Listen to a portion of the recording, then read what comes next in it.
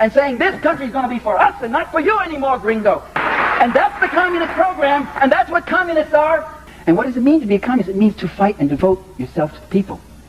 If communists, if we leftists, if we Marxists, if we revolutionaries, if we progressives, if all we want is to hunger for power, then why do we side with the powerless?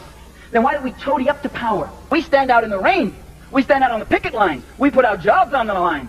We risk our careers. In many cases, we even risk our physical safety and our lives in all sorts of countries. If it's power we want, why do we take such a circuitous route? Well, these communists do all these reform things, yes.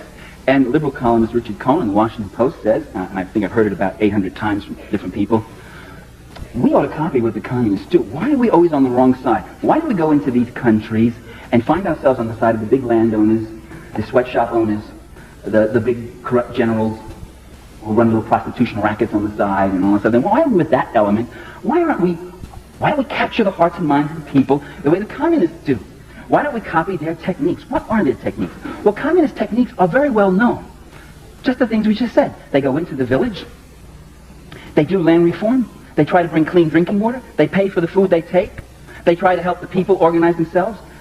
That's what they do. But if we did those things, we not only would have stolen their program, we would have become them.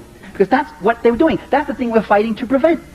Not we. That's what our government and our ruling class is fighting to prevent. That's why we always go in on the wrong side, because the wrong side is the right side for the class interests of this administration and every other administration that's occupied the White House. So it is the heart of U.S. policy, ladies and gentlemen, to use fascism to preserve capitalism while claiming to be saving democracy from communism.